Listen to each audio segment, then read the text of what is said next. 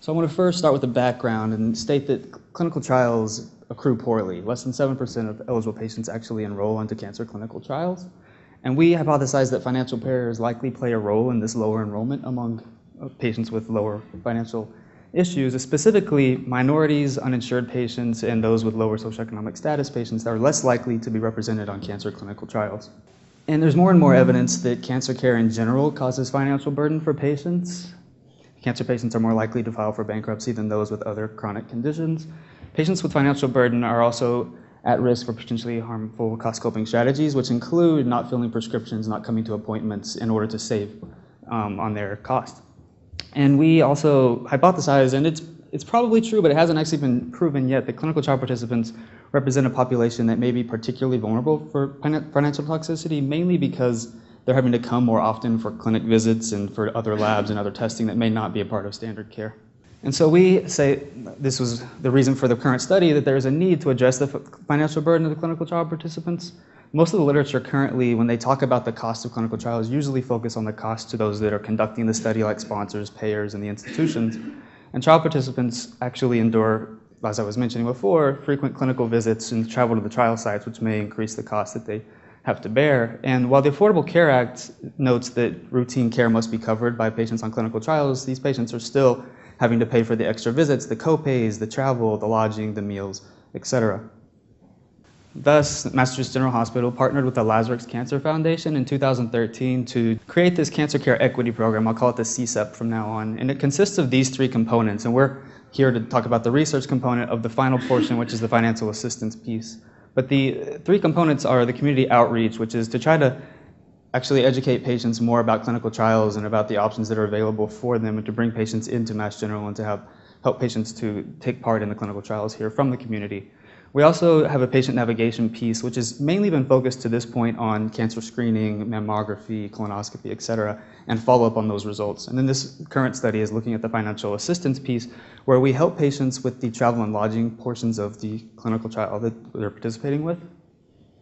So how do patients get involved with the CCEP? They first have to be enrolled in or screening for a clinical trial, so we can't necessarily tell patients before they come and start to think about a clinical trial that this is an option. We don't want to coerce patients into coming to Mass General just so that they can get this assistance.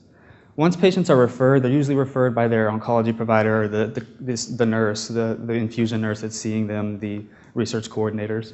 They're then sent to the Lazarex Cancer Foundation, who determines their eligibility and helps with reimbursements, and they do this on a monthly basis.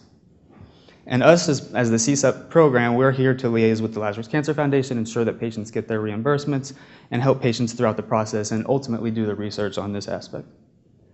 So the study objectives with the current study was we went into this is the first attempt to try to understand the impact of the Cancer Care Equity Program. We've been doing this for over a year now, so we thought it was time to look and see, are we actually making a difference in helping with clinical trial enrollment here at Mass General? We wanted to compare participant characteristics after the implementation of the program, and we also wanted to look at the differences between the patient characteristics of those that were on our program and those that were not during the period where the Cancer Care Equity Program was up and going. And we also asked patients about their patient-reported barriers to trial participation. This was a survey, and we'll talk about as well. So the study design we used is an interrupted time series design. We wanted to look at the clinical trial population up to 2013, so from 2005 to 2013, and then beyond in 2014 and beyond after the implementation of the program, to look at the clinical trial accrual rates over this time period. So in order for statistical analysis, we fit a linear regression and looked at data from the 2005 to 2014, and we used this interrupted time series design to tell if there was a difference between before and after, with the term for the CCEP being within this linear regression model, to see if we've made a difference with this program from the time period beyond the CCEP implementation. And we also examined annual differences in patient characteristics with univariate and multivariate analyses. I'll mainly talk about the univariate analyses today. And within 2014, we compared the patient characteristics of those within the program and those that were not in the program. So I'll go through this study schema throughout the rest of the talk. There's these three portions that we're going to go through. The first is just looking at clinical trial enrollment from 2005 through 2014 and the differences between the patients and how the numbers have changed over time. So this is first just comparing the prior to the CCEP to after the CCEP, and we show here some of the different demographic features. The only thing mainly different here is that the insurance differences were a little bit different between before and after. We also looked at the differences between the cancer types, those with metastatic disease, and the different trial phases. And what you'll see here that's interesting is that in the newer year, 2014, the most recent year, there's more patients on phase 1 clinical trials, which is to be expected here. And this is the primary outcome from this study. So what we've got here is this is more of a pictorial version of the linear regression model that we've created. And what you can see over time in the dark blue there are the dots that are connected per year. And so over the time, you can see the clinical trial accrual is continuing to increase at Mass General, which we would hope for and expect.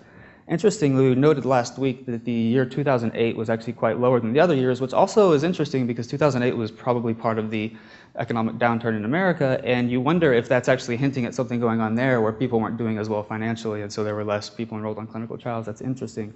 But most noteworthy here is what you can see is in light blue shading here is the prediction interval. So what we would be expecting patients or where a point may lie for the next year. And what we see in 2014 is that our point in our clinical trial accrual far exceeds what we would have expected if it was following this same regression line. So next we wanted to look at within 2014 the patients that enrolled in the program versus the patients who did not enroll in the program. So we've got here 153 patients were enrolled in the CCEP in the year of 2014 compared to the just over 1,000 patients that were not. And so again, we looked at the same demographic characteristics, and this time there's other more significant features. So I think, based on what I can tell, yeah, there was more female gender in the CCEP program, and we also had a trend towards increased Hispanic ethnicity. We also noted here that the income was significantly lower among the group that we enrolled in the CCEP program, which is part of what we were hoping to enroll as a patient population that needed the assistance. Additionally, we looked at differences in the cancer types, and we did find a difference in the rate of accrual for cancer types. It's interesting. It's probably really related to the clinicians who are referring to the program. And so what this shows is that thoracic and breast cancer groups were doing a good job of sending patients our way, but the genitourinary and GI groups potentially have some room for improvement.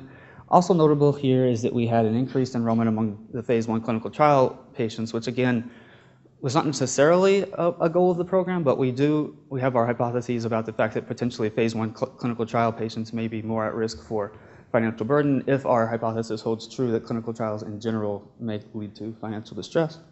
And so I added this slide just to mainly show how much we're reimbursing patients that are a part of the CCEP program. And so the patients, we divided them up among local, regional, and national. National patients being beyond the New England area, regional patients being within New England, and local being within Massachusetts. And what you can see is that even among the national patients, on average, we're reimbursing them about $900 per month. And what we wanted to really hammer home with this statement was that this is not a huge amount that we're having to reimburse patients. It's not a lot that's actually necessary to help these patients with their burden, yet this probably represents a fraction of what it costs to run an entire clinical trial. So something to think about, and we'll get to in the conclusions as well. The next step was that we wanted to look with surveys about the barriers that patients may be experiencing whenever they think about enrolling in a clinical trial and whether financial issues are a concern. So we mailed surveys to all English-speaking participants who were enrolled in the CCEP, and then whenever we got a survey back from one of our CCEP participants, any participant we wanted to match with a per gender, per the year enrollment, and per the particular clinical trial. So we sent to a non-CCEP participant with those matching criteria in order to truly tell was there a difference between the financial burden between the two groups. So this is the final part here. We had a pretty good response rate. These were mailed surveys, and it was over 60% response rate in both groups. So this is our findings here, and what is in the darker color on top are the CCEP participants, and then in the yellow is the non-CCEP participants. And what this shows is that across all of these questions, the CCEP participants were more likely to report financial concerns. They're more likely to report concerns about the cost for the clinical trial, more likely to report concerns about covering the medical coverage for the clinical trial. They're more likely to report that they were worried about affording medical costs and afraid that health insurance wouldn't cover. So most of these, it's interesting to note that even the non-CCEP participants, around 10%, were reporting some sort of financial concern. So in summary, after we implemented the CCEP at Mass General Hospital, we noted that clinical trial participation increased greater than what we would have been expecting based on our regression model. And the CCEP served a population that was particularly in need of financial assistance. They were younger, had lower incomes, and were traveling a farther distance to get here. And our surveys also illustrate the financial concerns of the patients who were enrolled on the program. So some of the limitations that are worth noting was that this was just at a single institution, and we cannot definitively conclude that the CCEP caused the increase. There were probably other things involved that we couldn't control for, but we can state that there is a strong association, and with the information that we saw about the patient characteristics, we think that we're helping a population that was needing assistance. We also lack information about whether the CCEP altered the cancer care team's decisions to refer patients to trials. Again, this was patients that were already referred to a clinical trial before they even were particularly available to get CCEP assistance. So it's hard to know that we were really adjusting the oncologist's decision to refer patients. And we also don't really know at the current time, this is the subject of future study, whether or not the CCEP impacts the financial burden experienced by these patients. And we would like to look longitudinally over time. So in conclusion, costs represent a barrier to clinical trial participation based on what we've seen. The CCEP also represents a novel way to potentially improve trial participation. And in the future, we hope to continue to address the financial issues experienced by these patients. We also want to develop tools to identify those that are needing financial assistance, and that's also the subject of our future study right now too, is developing a financial questionnaire that helps to not just look at objective issues like cost and out-of-pocket costs that people are experiencing, but also the subjective issues that patients are having and experiencing distress related to the cost that they're experiencing. And we also hope to encourage key stakeholders to support and remove financial barriers to trial participation. Again, going back to that slide about the amount of money that it costs in order to reimburse these patients, and potentially the amount of money that it costs to conduct a trial, and is it worth helping with somewhat of the reimbursement or some sort of a third party like the Lazarex Cancer Foundation in order to help improve clinical trial accrual. I want to thank, most importantly, the Lazarex Cancer Foundation, which is Dana and David Dornzeif, and then Tammy Keeler has been helping us with liaising with the Lazarex Cancer Foundation. My fellowship mentors could not be better, and I can't thank them enough for all the help that they've provided me, and our patients and the trial participants. And thank you guys.